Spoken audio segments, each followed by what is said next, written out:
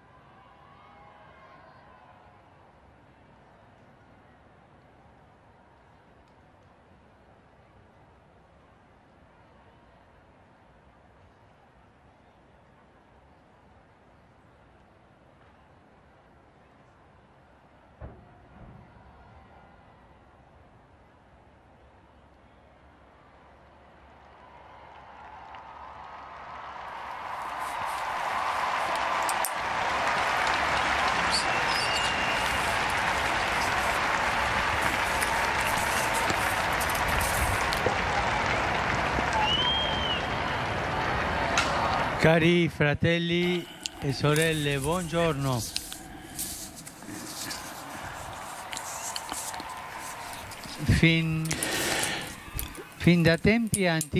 Depuis les temps les plus anciens, l'Église de Rome célèbre les apôtres Pierre et Paul en une fête unique, le même jour, le 29 juin. La foi dans le Christ les a rendus frères et le martyre les a fait devenir une seule chose. Saint Pierre et Saint Paul, si différents entre eux sur le plan humain, ont été choisis personnellement par le Seigneur Jésus et ont répondu à l'appel, offrant toute leur vie. Chez les deux, la grâce du Christ a réalisé de grandes choses, les a transformés. Et comment il les a transformés? Simon avait renié Jésus dans le moment dramatique de la Passion. Saul avait persécuté durement les chrétiens.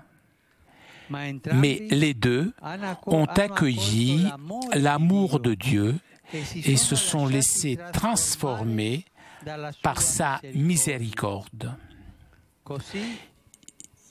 Ils sont donc devenus amis et apôtres du Christ. Donc, ils continuent à parler à l'Église et encore aujourd'hui nous montrent le chemin du salut.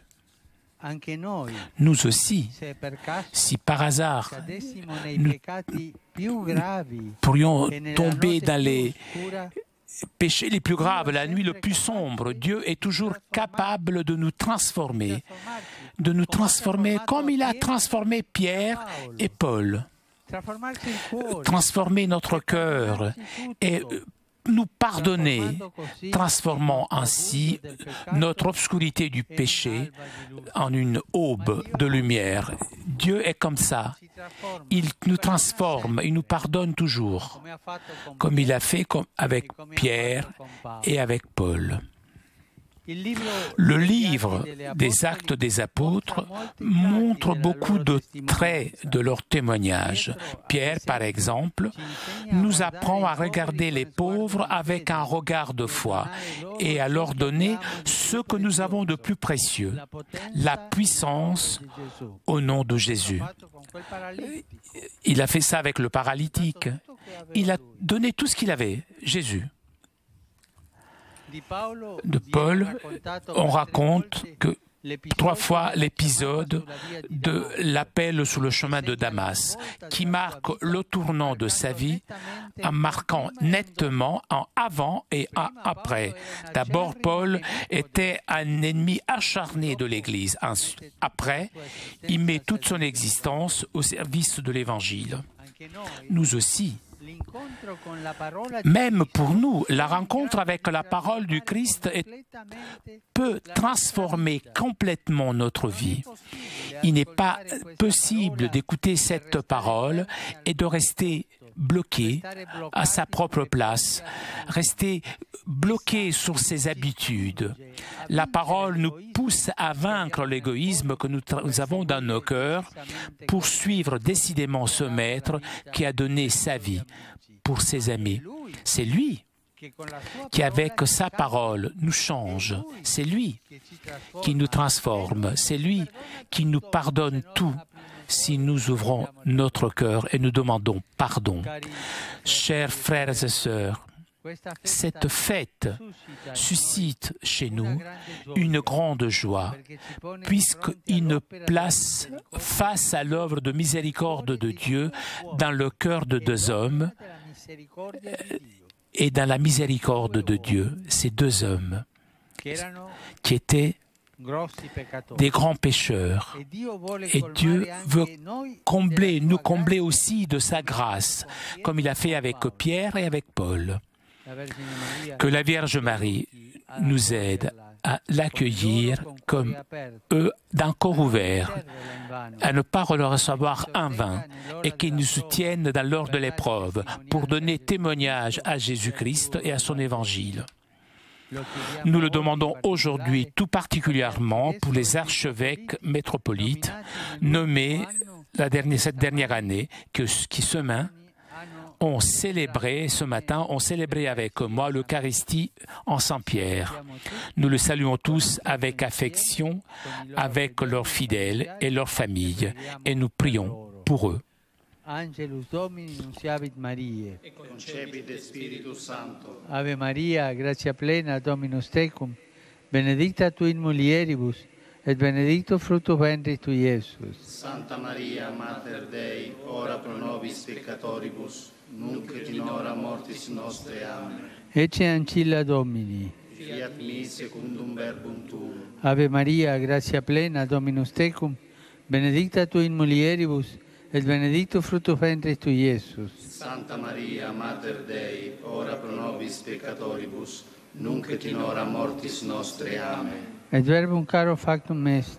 Et habitavit in nobis. Ave Maria, gratia plena, Dominus tecum, benedicta tu in mulieribus, et benedictus fructus ventris tui, Iesus. Santa Maria, Mater Dei, ora pro nobis peccatoribus, nunc et in hora mortis nostre. Amen. Ora pro nobis, Santa Dei Genitrix. Ut igne ficiamur promissionibus Christi. Gratiam Tuam quesumus, Domine, mentibus nostris infunde, ut angelo nuntiante Christi Filii Tui incarnationem coniovimus, per passionem eius et crucem, a resurrectionis gloriam perducamur, per eundem Christum Dominum nostrum. Amen. Gloria Patri et Filio et Spiritui Sancto. Sicut erat in principio et nunc et semper, et in saecula saeculorum. Amen. Gloria Patri et Filio et Spiritui Sancto. Sicut erat in principio et nunc et semper, et in saecula saeculorum. Amen. Gloria Patri et Filio et Spiritui Sancto. Sicut erat in principio et nunc et semper, et in saecula saeculorum. Amen. Pro fidelibus defuntis, requiem aeternam dona eis Domine. Et lux perpetua luceat eis. Requiescant in pace. Amen. Sit nomen Domini benedictum. Ex hoc nunc et usque in saeculum. Aiutorium nostrum in nomine Domine. Qui feci caelum et terram. Benedicat vos omnipotens Deus, Pater et Filius et Spiritus Sanctus. Amen.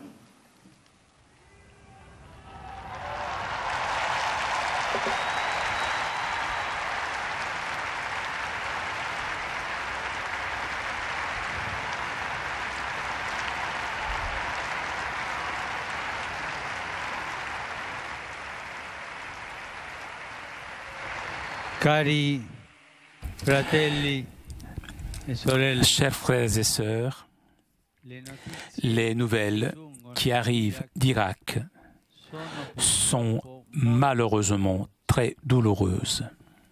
Je m'unis aux évêques de ce pays pour lancer un appel aux gouvernants afin que, par le dialogue, l'on puisse préserver l'unité nationale et éviter la guerre. Je suis proche des milliers de familles, particulièrement les familles chrétiennes, qui ont dû quitter leur maison et qui sont en danger. La violence génère d'autres violences. Le dialogue est l'unique chemin pour la paix. Prions la Vierge Marie pour qu'elle garde le peuple d'Irak. Ave o Maria, piena di grazia, il Signore è con te. Tu sei benedetta fra le donne e benedetto il frutto del tuo seno, Gesù. Santa Maria, Madre di Dio, prega per noi peccatori, adesso e nell'ora della nostra morte. Amen. Je vous salue vous tous, et tout particulièrement les fidèles de Rome, à l'occasion de la fête des saints patrons.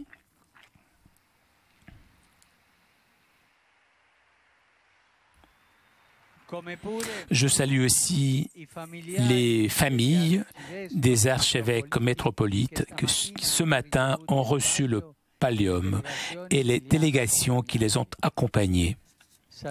Je salue les artistes venus du monde entier et qui ont réalisé une grande décoration floréale. Et je remercie la Proloco de Rome pour avoir promu cette initiative. Ils ont été vraiment très bons, ces artistes. Félicitations. Le Saint-Père s'adresse maintenant en espagnol. Je salue cordialement les fidèles de San Fernando de Ubique et de Cadiz. De Elche, de la Sierra, Albacete y de Parla, Madrid. Je salue aussi les nombreux tapissiers qui ont participé à cette grande décoration floréale. Je salue les pèlerins venus du Madagascar, les étudiants de quelques écoles catholiques des États-Unis d'Amérique, de Londres, les fidèles venus d'autres villes de la péninsule italienne, notamment de Naples, les fidèles venus à bicyclette depuis Cardito, à côté de Naples, le groupe Amis du Vénérable Francesco Antonio Marcucci. Je salue le Forum des associations des familles du Latium et je souhaite tout bien pour l'activité des jours à venir auprès de l'Institut Pie XI de Rome. Tous mes vœux aussi pour le spectacle des feux d'artifice qui se tiendra ce soir à Castel Sant'Angelo, dont la recette sera donnée aux initiatives pour les adolescents de la Terre Sainte. Je vous souhaite à vous tous, je vous souhaite un bon dimanche.